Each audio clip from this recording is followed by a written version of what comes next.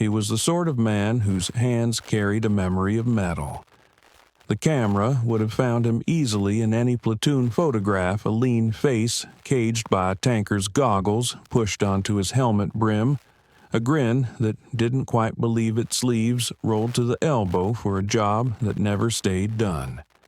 They called him Red because the Kansas sun had baked his hair a stubborn shade of copper since boyhood, and because every tool he touched seemed to glow with heat a few minutes after.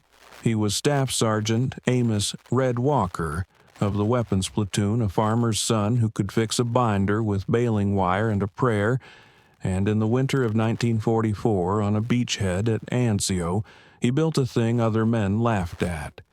The film would start with hands. A pair of them, chipped and nicked, levering the lid off an ammunition chest stenciled cow, 30 M2, 250 RDS ball, and then sliding out a cloth belt as tenderly as if it were a newborn. The lens would tilt to reveal the other handwork, a long, angular tunnel hammered from scrap sheet, a tapering riveted curve that looked like a stove duct that had lost its nerve.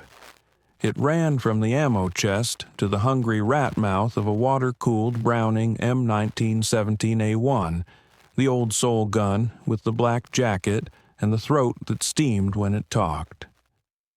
Feed chutes were a thing for airplanes and half-tracks. They were standard when there was a factory nearby.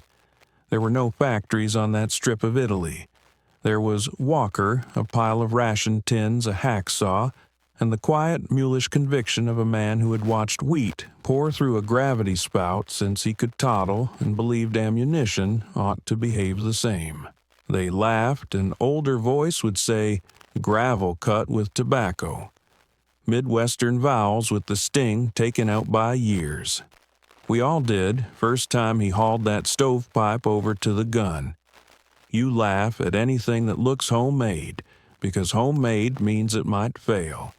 And in a place like that, failure will walk to your door and introduce itself.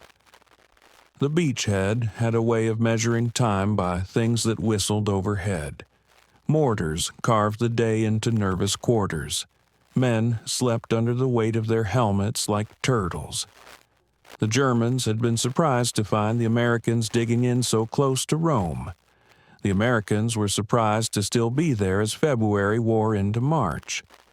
Between the sea and the hills, both armies lived in a minor catastrophe of mud. It found a way into everything: boots, billy cans, bolt lugs. Cloth belts dragged in it became heavy, with it turned to stiff, grit-laced serpents that bucked and jammed the feed paws of any machine gun stupid enough to swallow them naked.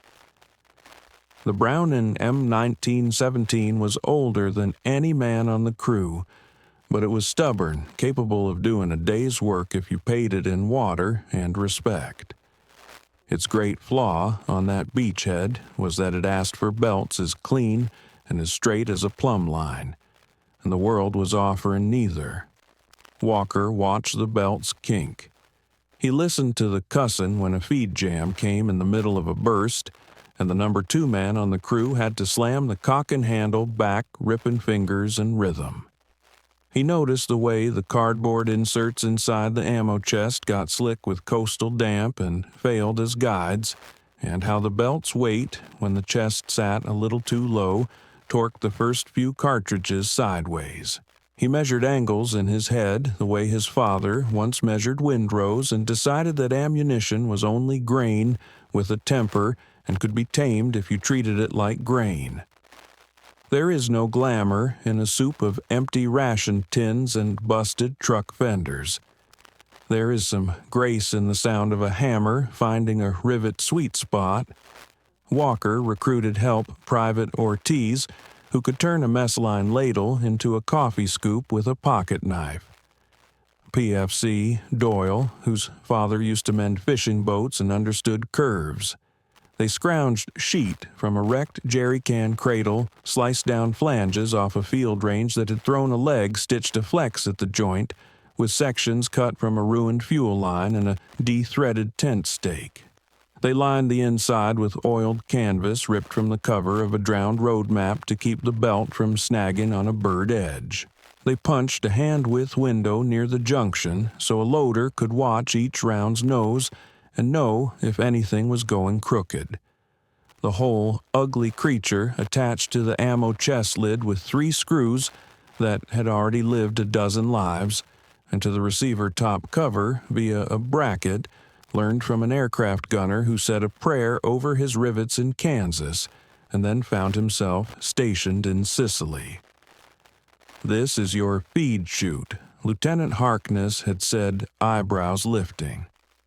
Harkness was regular Army neat, where the world had no right to be neat, uncomfortable around genius that didn't ask permission.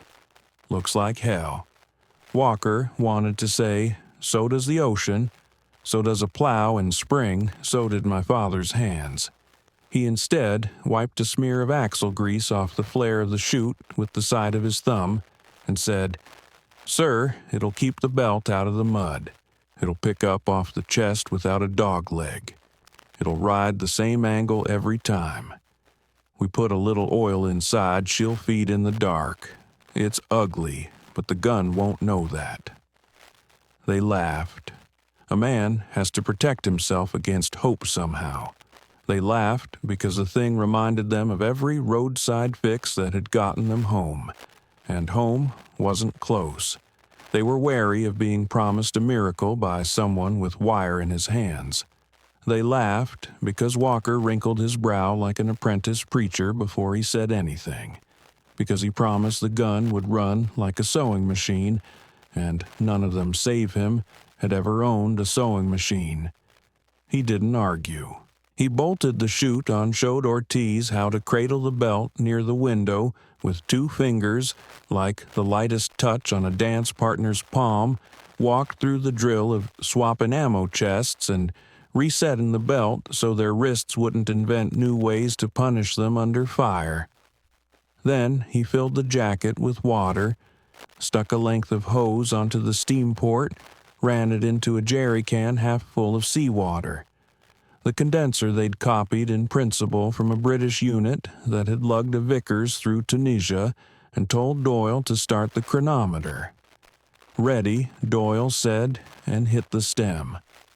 Walker thumbed the top cover down, locked it like a man gently insisting. The gun fired calmly its cadence, a rattle learned from old movies and new terror. The belt lifted from the chest and slid into the mouth as if it had decided to take the job long ago. The cases spat, the links fell away. The hose whispered a faint breath of steam into its bath. The gun ate and ate. Walker cut his burst short like a careful shopkeeper, no more than 6 to 8 rounds at a time, then lengthened testin' feelin' for a hitch that never came. At 30 minutes, Harkness, who had drifted back because he did not trust miracles unsupervised, found himself listening to something he had never heard before, a Browning with no alibi. At an hour, the water in the jacket simmered in earnest. Ortiz and Doyle swapped kettles like priests at a ritual.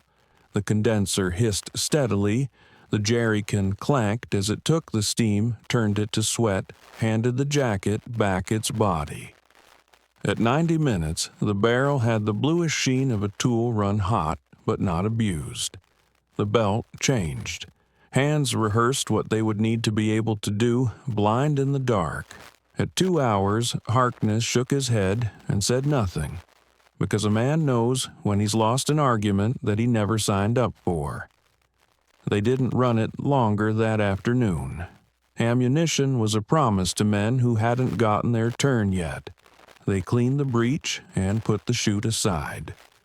The beachhead went back to its dicing game with the day who would catch the shell that fell uninvited, who would drink coffee without tasting the tin, whose letter home would find a wife and stick instead of being returned stamped. Moved address unknown. Walker told no stories at mess that night, except the ones he had already told. The men ribbed him and then asked carefully, quiet in the mouth, so you think it'll go all night if it has to. It had to. In the last hours of a March evening that had shaved the chill from the sea and left it with nothing to do but glisten and threaten the Germans came.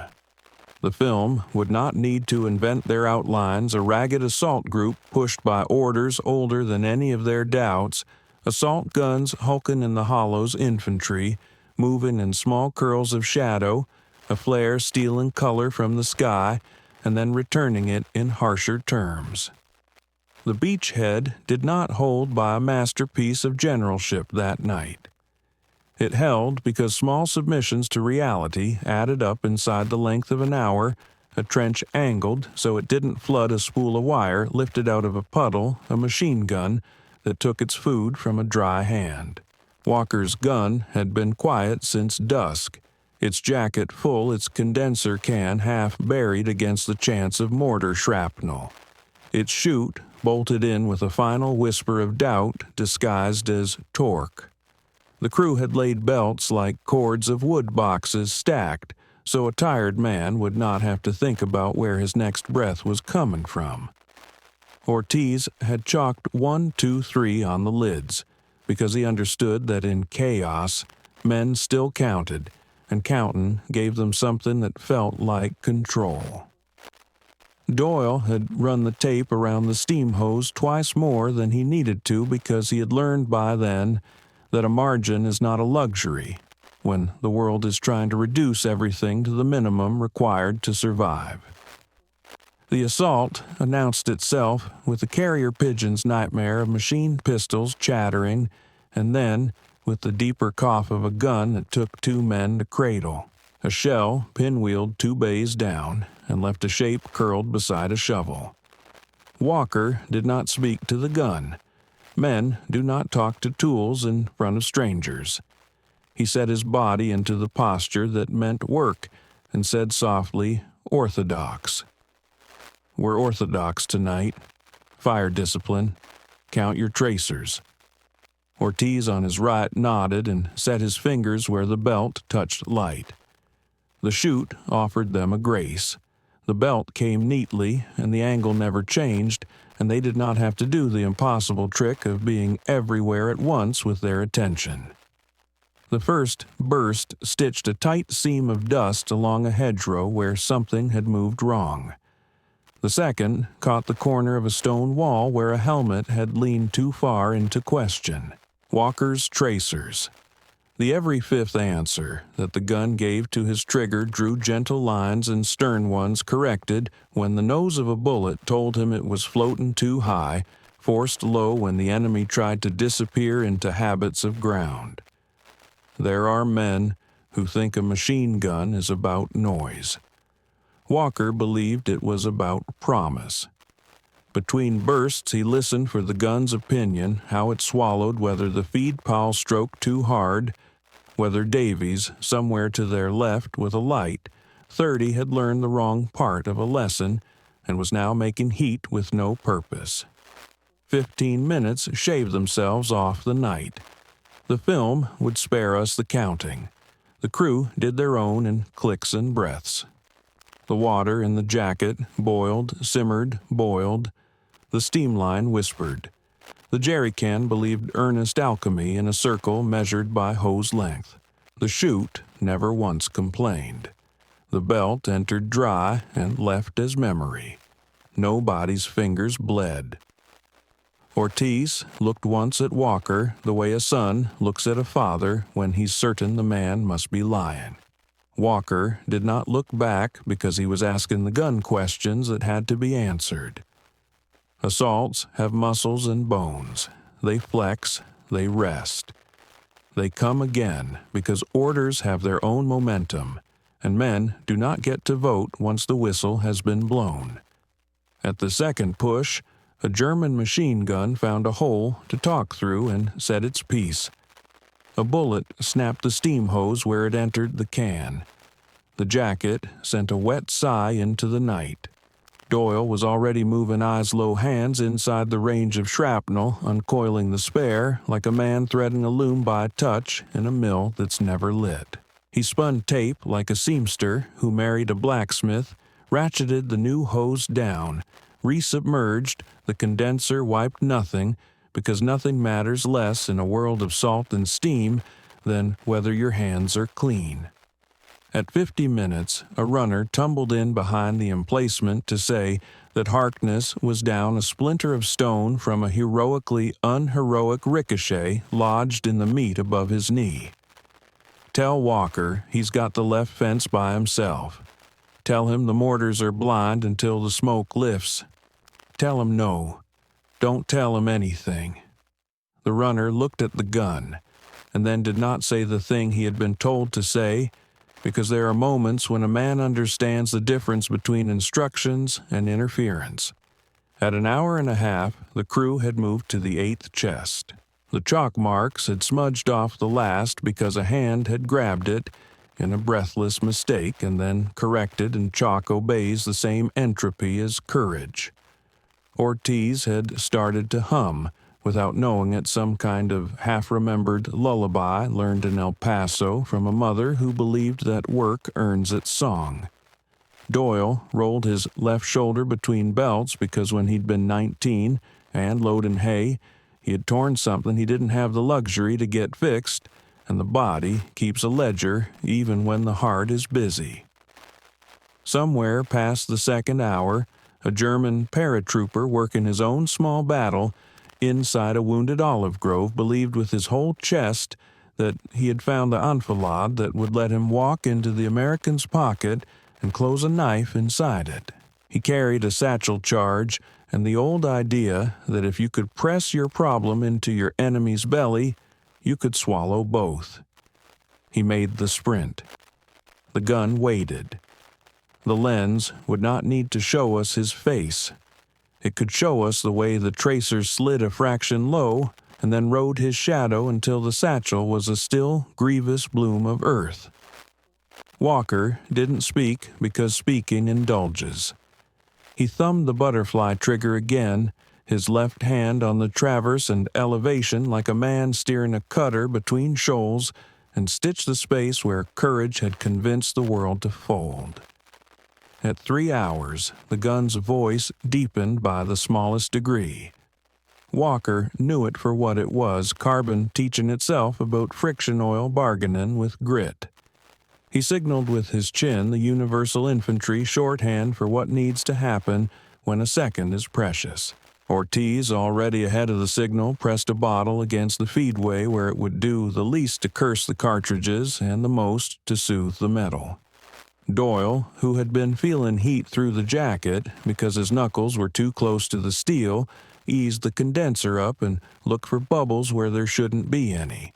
The chute kept doing what it had been born to do under a hammer, and a rivet set keep the belt the same every time.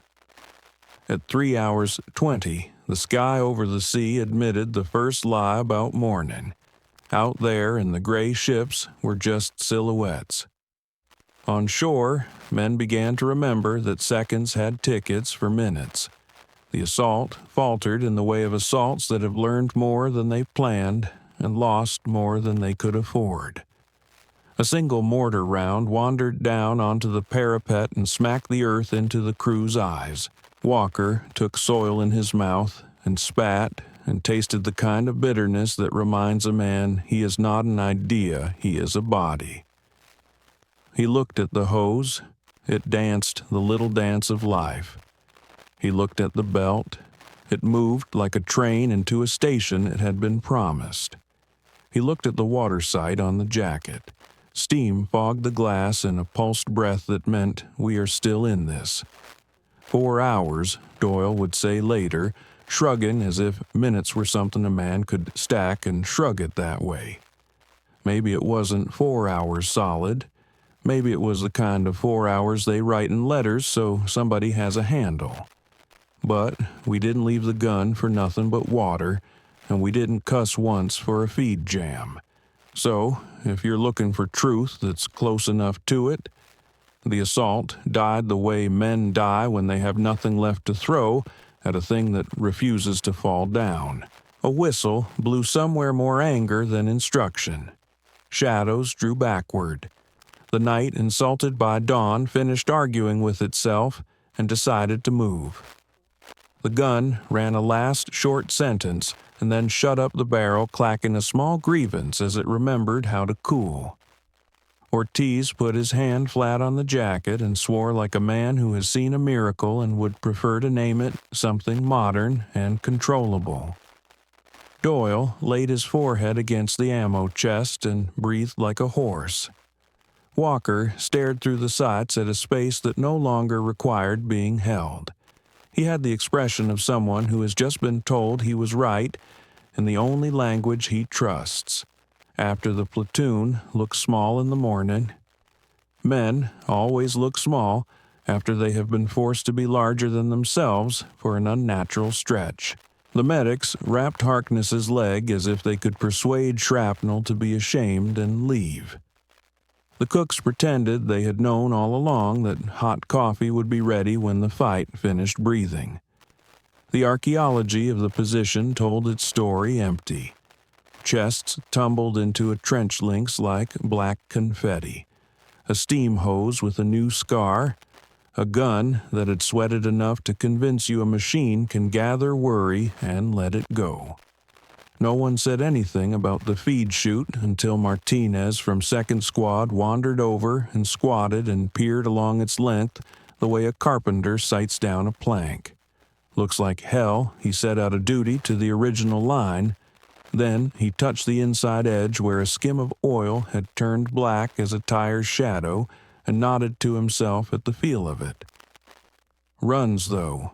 In a different kind of film, the Army would have sent for Walker, then would have put him in front of men with clipboards and made him draw the thing and would have asked a plant in Ohio to stamp out 1,000 before the weather changed. But the Army had its own momentum and its own shy relationship with the idea that war is as much fixed by what one stubborn sergeant does in a bad half-acre as by anything that begins with a briefing and a pointer. The feed chute remained a local solution to a specific indignity. It appeared on 2 guns, then 3, a set of cousins as similar and distinct as calves, and a spring pasture one with a wider flare to allow for belts packed too tight, one with a spring clip window because Ortiz, who could not stop improving a thing once it worked, wanted to see a little more and take a little less mud in the face. There is another voice a film like this would need to earn a German one, no subtitles required if you've been listening. Hans Becker Fallschirmjäger, by training infantrymen by order, would sit with his hands on his knees and look into a camera, like it could tell him whether the night really happened. You wanted the American guns to stop, he would say, choosing his English the way a careful carpenter chooses nail lengths. You build in your head how they will stop. The belt will fall in the dirt, they will have to lift it, they will swear. The gun will get hot. The steam, you think maybe, we shoot the steam. That night, a long inhale a glance toward an olive wood cross on a wall whose paint remembers another era. That night, the gun did not stop, not like the others. Every time we moved our heads, that gun was already there, waiting to move them back for us. The war moved as war does when it is tired of itself. In May, the line that had been a prison in all but paperwork finally broke.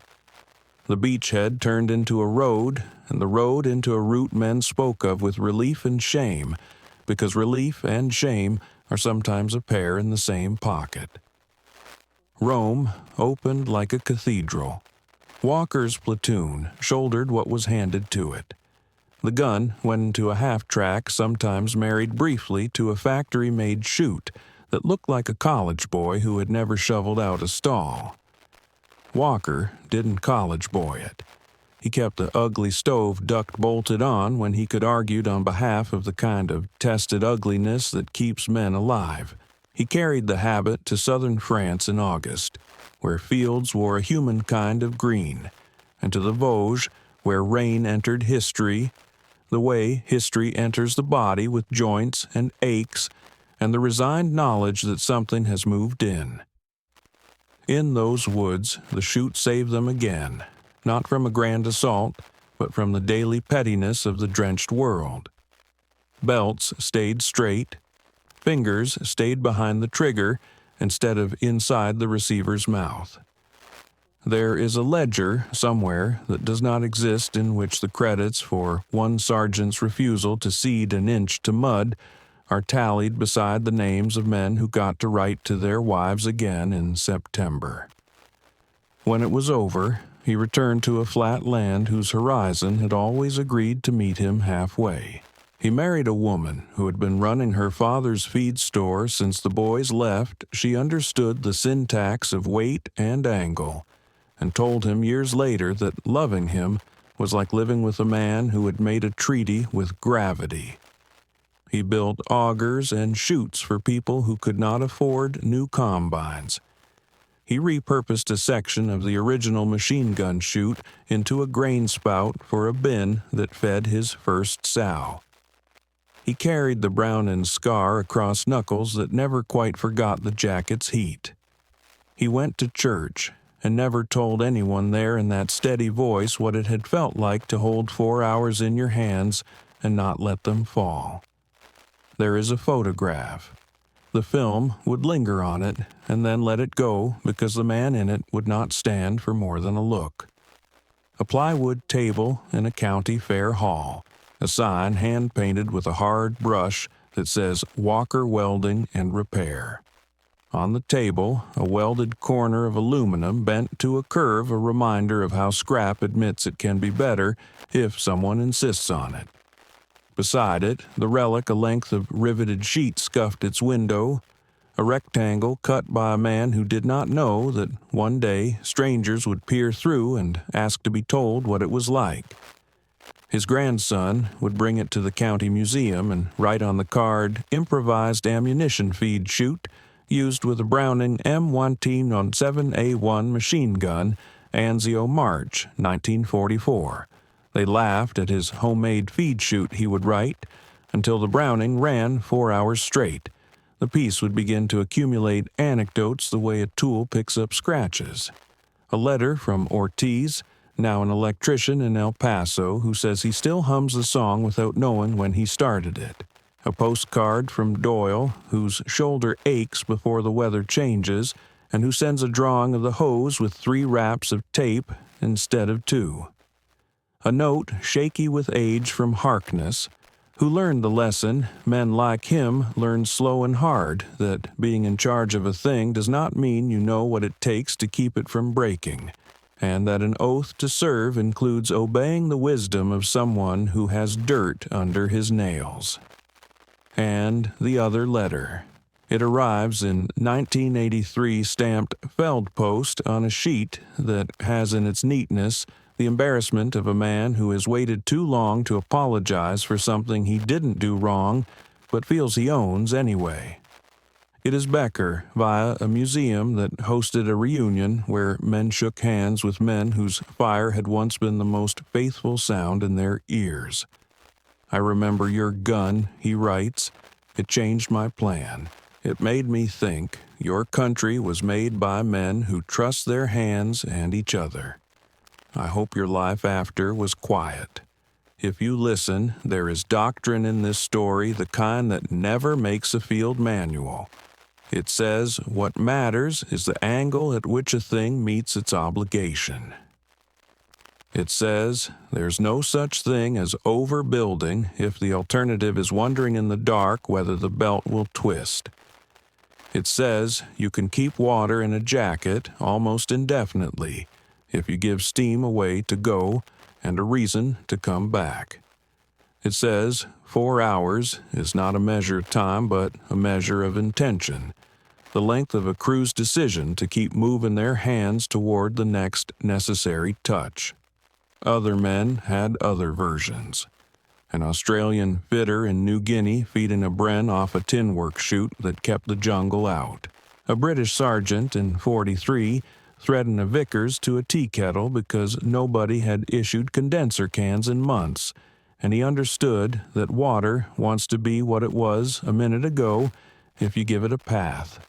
A Marine on Peleliu abusing a 30 on a tripod and cursing at affectionate names, learning that heat is a negotiator, not a tyrant, if you are stubborn enough to take breaks as small and frequent as a heartbeat.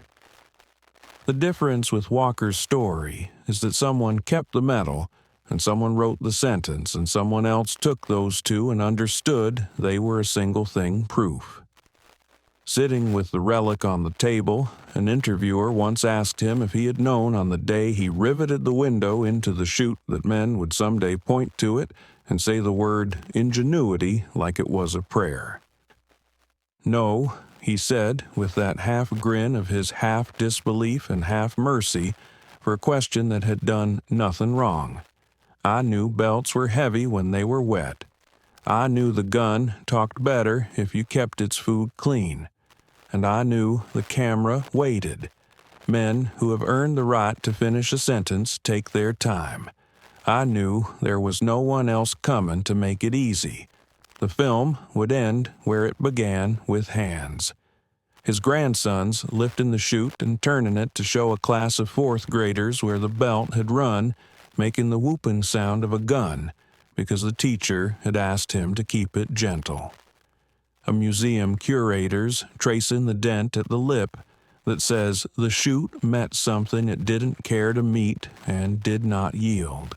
The hands of a young private at Fort Benning who looks at the caption in the small magazine write-up and thinks not about design, but about attitude, and goes back to his barracks and writes his mother that he learned today the Army sometimes runs because a boy from Kansas will not admit that mud is on the winning side. They laughed, the old voice would say again, softly this time without the bite. We all did. Then we watched that Browning run 4 hours straight. After that, we laughed at other things. It is tempting for men who like machines and stories to bend this one into the myth's angle. To say one sergeant's contraption turned a battle. That's not the truth the piece we are holding tells. It says something smaller and therefore more stubborn. It says that when a world as complicated as war wants you to accept that failure is normal, your job is to decide what you will refuse to accept. A straight belt, dry hands, a hose that doesn't blow off its fitting when a splinter clips it. A gun that eats like a gentleman. These are the politics of survival at ground level. There is a last image the film keeps for a beat longer than the others. A strip of late afternoon light up a barn wall. Dust motes choosing lazy orbits. The chute leaned against a peg where a shovel used to hang. A grandson's voice from off-camera, "Granddad, did it really run that long?" And the old man who has learned over a lifetime that a story is a bridge between the thing and the person who wasn't there, nodding. Long enough, he says, long enough to make them stop laughing.